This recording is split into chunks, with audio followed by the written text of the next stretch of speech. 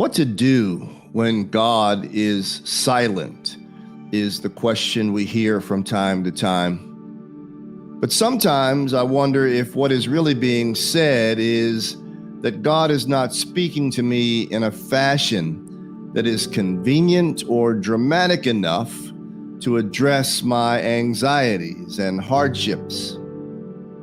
Being anxious creatures that we are, we might be conflating the idea of silence with the thought of God's abandonment or God's non-existence. But as we get to know God, we learn that silence is really a language for God, a means of communication. And if that is true, then a mature relationship with God invites us to learn a new language. Think of music. Music is made up of both notes and rests. Rests aren't the absence of music, and rests aren't inferior to notes, but both are essential. The presence and artful arrangement of both combine to make beautiful music. If we want to hear from God, we may need to remember what the prophet Elijah learned, that God didn't speak in the wind or the fire or the earthquake, but rather in a still, small voice.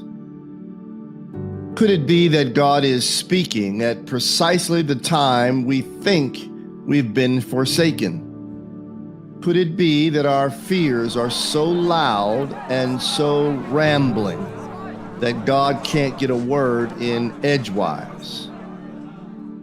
Grammy Award-winning jazz pianist Herbie Hancock says, "Silence is a critical life skill."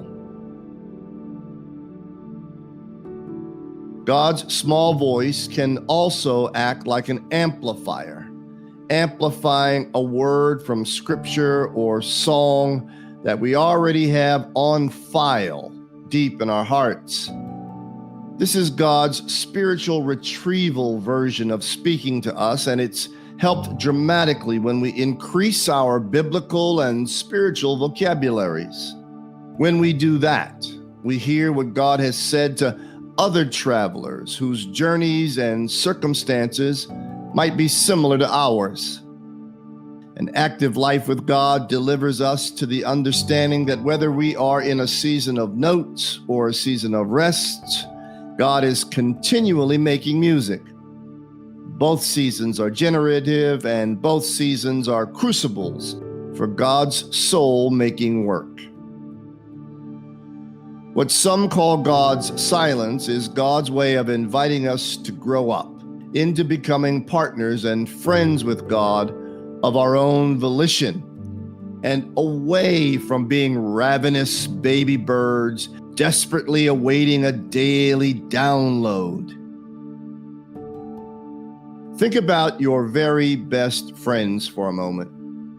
At some point in your relationship, you moved from simply entertaining one another into a real friendship.